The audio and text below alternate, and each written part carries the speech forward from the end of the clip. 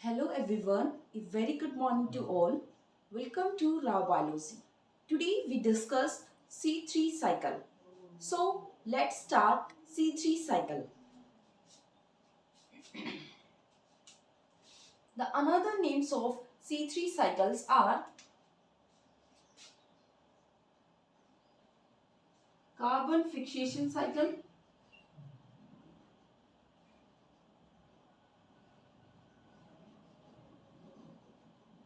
light independent reaction,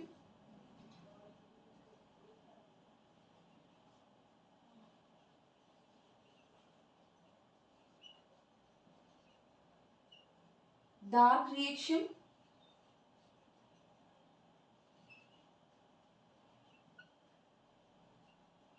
Calvin cycle,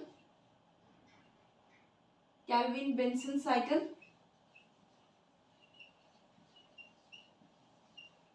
and many more. So these are the another name of C3 cycle. So today we discuss C3 cycle in detail. So let's start.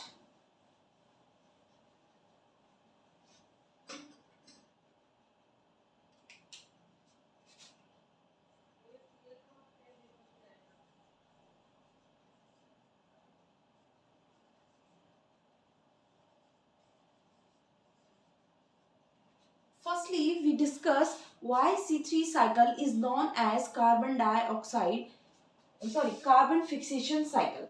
Because in C3 cycle, the atmospheric carbon dioxide are fixed. So this cycle is known as carbon fixation cycle. In it, fixation of carbon dioxide take place. Fixation of carbon dioxide take place by forming a stable intermediate compound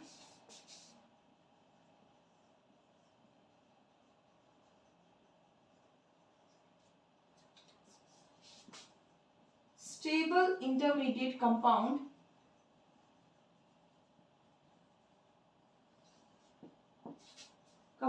known as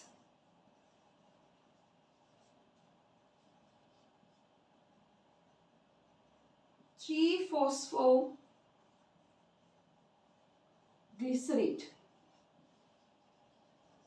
so C3 cycle के अंदर carbon dioxide को fix किया जाता है by forming 3-phosphoglycerate. That's why this cycle is known as carbon fixation cycle. So second name of the carbon fixation cycle or C3 cycle is dark reaction. Why this cycle is known as dark reaction?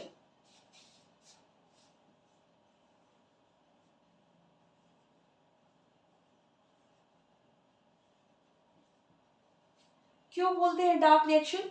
Because C3 cycle are light independent reaction. It occurs in absence of light mainly. So in or the C3 cycle didn't require light for performing. So यहाँ पे ये dark reaction कहलाती है C3 cycle. But C3 cycle जो है वो dark light reaction के indirectly components को यूज करती है. किस तरीके से C3 साइकिल जो होती है वो लाइट रिएक्शन के प्रोडक्ट्स, कौन से प्रोडक्ट्स? एटीपी जो बनते हैं एंड NADPH, इनका यूज करती है C3 साइकिल के अंदर. इनका यूज होता है एटीपी NADPH. ये प्रोडक्ट्स हैं हमारी लाइट रिएक्शन के. सो ये इंडिपेंडेंट तो है बट इनडायरेक्टली हमारी लाइट रिएक्शन के प्रोडक्ट्स का यूज करती है. तो ये कह सकते हैं कंप्लीटली इंडिपेंडेंट नहीं है. सेकेंडली अगर हम बात करें C3 साइकिल को केल्विन साइकिल क्यों बोलते हैं? Because the concept of C3 cycle is given by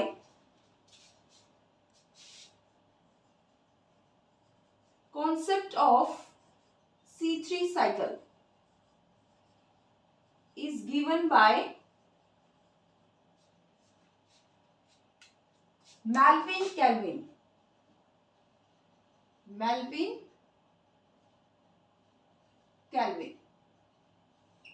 So this C3 cycle is also known as Kelvin cycle और Kelvin-Benson cycle. Clear है यहाँ तक? So student, this is all about the names of the C3 cycle. So next discuss where the C3 cycle is performed. C3 cycle is performed in stroma of chloroplast. It occurs in stroma of chloroplast. ये बात हम eukaryotic एक photosynthetic plants की बात कर रहे हैं जो यूकैरियोटिक होते हैं. अगर यही बात प्रोकैरियोट्स में की जाए तो इट अकर्स इन साइटोसोल.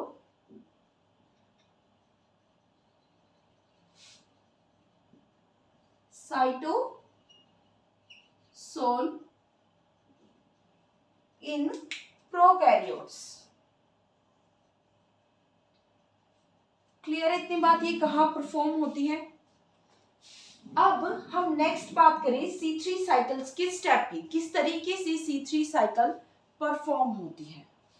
उससे पहले मैं C3 साइकिल्स के लिए रिक्वायरमेंट क्या है, C3 साइकिल को परफॉर्म होने के लिए उसे क्या क्या चीजें चाहिए उसके बारे में डिस्कस करती हूँ. Firstly requirements.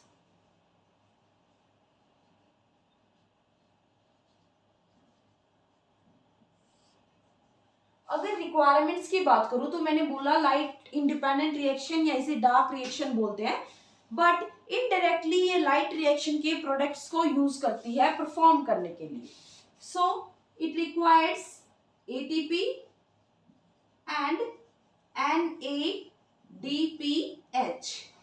ये कितने अमाउंट में करती है ये हम जब साइकिल को परफॉर्म करेंगे उसके साथ एक्सप्लेन करेंगे. नेक्स्ट रिक्वायरमेंट होती है रुबिस्को एंजाइम की. रुबिस्को एंजाइम की.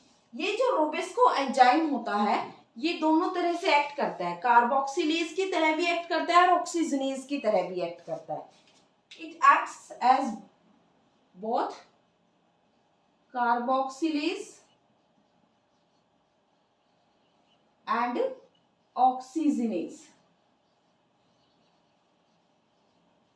जहां पे ये CO2 को एक्सेप्ट करेगा वहां पे ये कार्बोक्सिलेज की तरह एक्ट करेगा. जहां पे ये ऑक्सीजन को एक्सेप्ट करने का काम करेगा वहां ये ऑक्सीजनेज की तरह एक्ट करेगा. C3 साइकिल के अंदर हमने सबसे स्टार्टिंग में ही बता दिया था कि कार्बन डाइऑक्साइड का फिक्सेशन होता है. यहाँ पे ये जो रुबिस्को एंजाइम है it act as an carboxylase. ये कार्बोक्सिलेज की तरह एक्ट करेगा.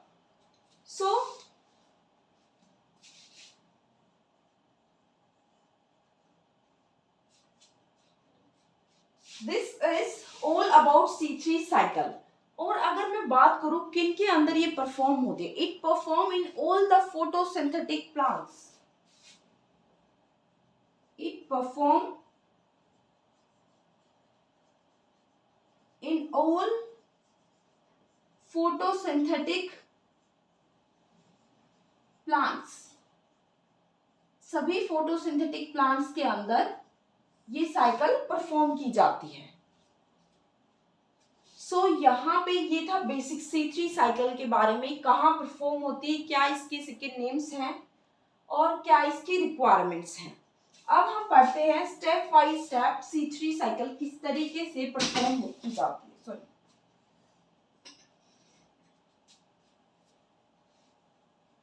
How C3 cycle is performed.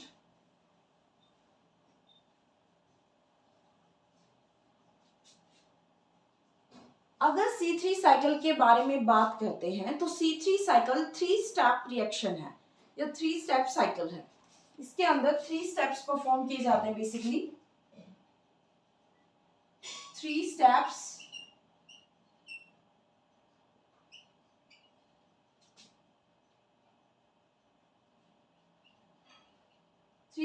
Perform होते हैं।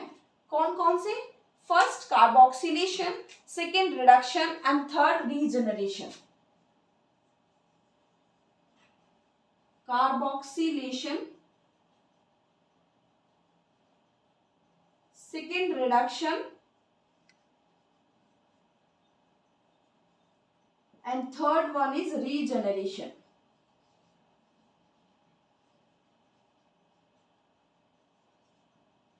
These are the 3 steps for C3 cycle. So these steps are explained by performing C3 cycle one by one.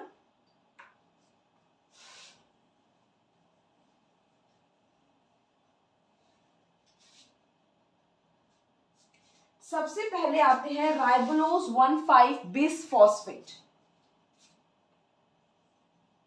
राइबोलोज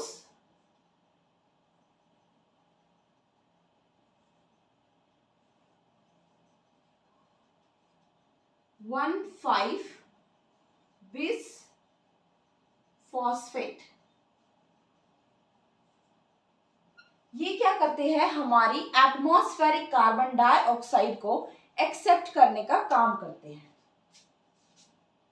sorry, हमारी carbon dioxide को accept करने का काम करते हैं।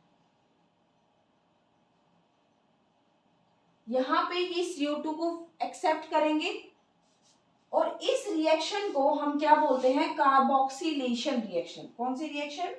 Carboxylation reaction. क्लियर है? Atmospheric carbon dioxide plus water को accept करेंगे। कौन से एंजाइम की प्रेजेंस में? रूबिस्को एंजाइम की प्रेजेंस में। और यहां पे ये रूबिस्को एंजाइम किस तरीके से बिहेव करेगा? कार्बोक्सिलेज एंजाइम की तरह। क्लियर है? So this step is known as carboxylation reaction. Form क्या होता है यहाँ पे? 3-फॉस्फोग्लिसरेट।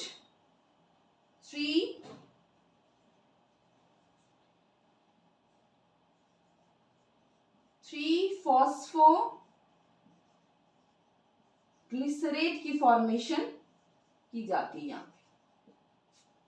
क्लियर है?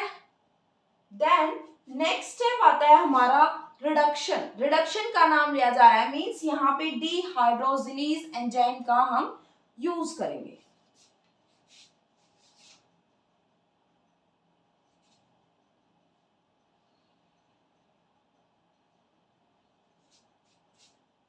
ग्लिसरल एल्डिहाइड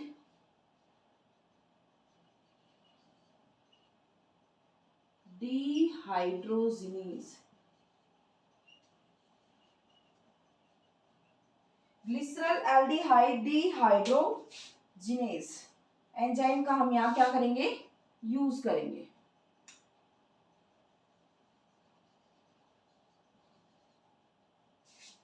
इस एंजाइम को डिहाइड्रोजिनेज मतलब NADPH का यूज किया जा रहा है यहाँ पे। सो यहाँ पे NADPH plus 2 molecules of ATP का यूज किया जा रहा है। 2 molecules of ATP plus NADPH का यूज किया जा रहा है। ADP के अंदर कन्वर्ट होंगे प्लस इनऑर्गेनिक फॉस्फेट, या फिर हम बोल सकते हैं NADP। क्लियर है? 2 ATP मॉलिक्यूल्स का यूज किया जा रहा है। अगर नेक्स्ट हम बात करते हैं, यहां पे किसकी फॉर्मेशन होगी? ट्रायोज फॉस्फेट की। किसकी फॉर्मेशन होगी? ट्रायोज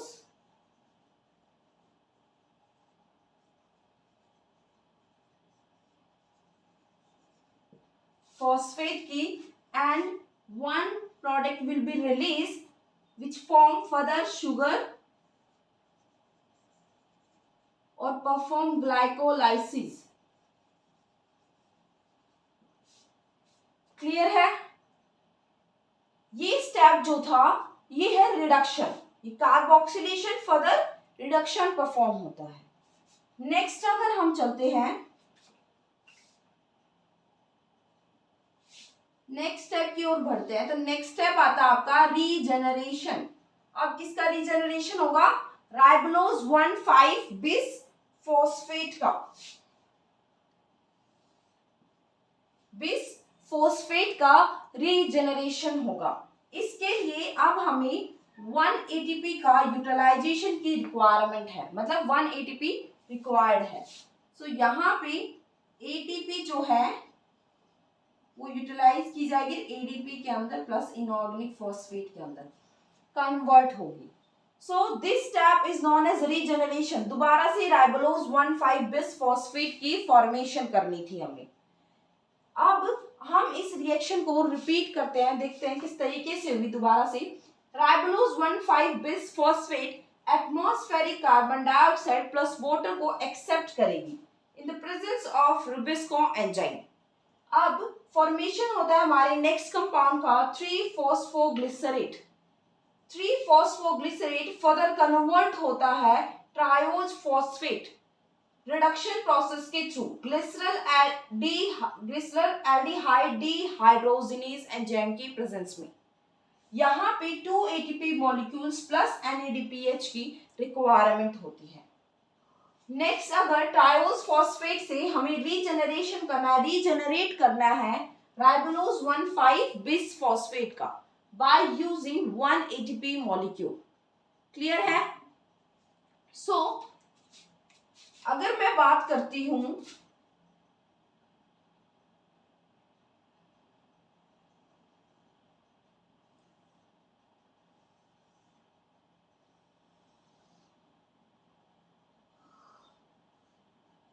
ये जो रिएक्शन है हमारी, ये कैसी रिएक्शन है? Carboxylation, carboxylation. अगर ये बात करूं तो ये कैसी रिएक्शन? एक सेकेंड, वेट ए मिनट, हम मार्कर चेंज करके देख लेते हैं। मैं इंक नहीं डाली शायद आज। रिडक्शन, और ये कौन सा था? Carboxylation. Last step is regeneration. These are the 3 basic steps of C3 cycle. अब हम बात करते हैं यहाँ पे कितनी अमाउंट में एटीपी का यूटिलाइजेशन हुआ एंड NADP का यूटिलाइजेशन होता है।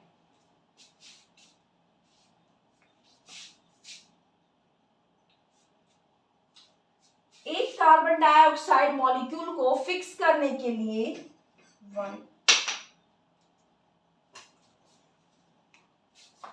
एक कार्बन डाइऑक्साइड मॉलिक्यूल को फिक्स करने के लिए 2 एटीपी एंड 1 NADPH मॉलिक्यूल की रिक्वायरमेंट है।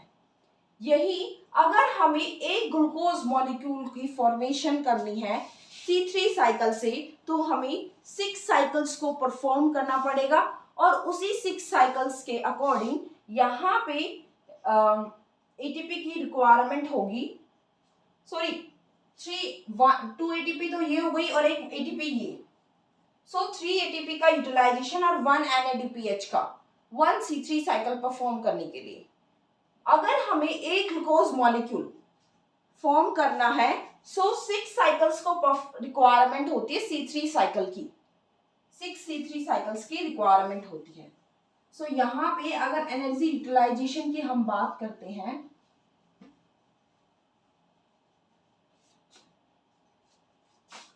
वन कार्बन डाइऑक्साइड मॉलिक्यूल को फिक्स करने के लिए 3 एटीपी की रिक्वायरमेंट होती है। क्लियर है? एंड 1 NADPH मॉलिक्यूल की। अगर हमें 1 ग्लूकोज मॉलिक्यूल की फॉर्मेशन करनी है, वी रिक्वायर 6 साइकिल्स। ओके, सो अगर 6 साइकिल परफॉर्म करनी है तो एटीपी कितनी होंगी 1 ग्लूकोज मॉलिक्यूल को फॉर्म करने के लिए? 3 × 6 एटीपी। टोटल हो गई 18 एटीपी की रिक्वायरमेंट है हमें। और 6 साइकिल NADPH की परफॉर्म करनी है तो हमें कितने की रिक्वायरमेंट है? सॉरी 2 NADPH की रिक्वायरमेंट थी। यहाँ पे 2 NADPH मॉलिक्यूल्स की रिक्वायरमेंट होती है। सो यहाँ पे 2 इंटू 6 NADPH हुई तो 12 NADPH की रिक्वायरमेंट होगी। किसके लिए? 1 ग्लूकोज मॉलिक्यूल की फॉर्मेशन के लिए। So this is the energy utilization of C3 cycle. I hope you all are clear about C3 cycle. In next video we discuss the next cycle in plants. Thank you so much for watching my video. Please like, share and subscribe my channel.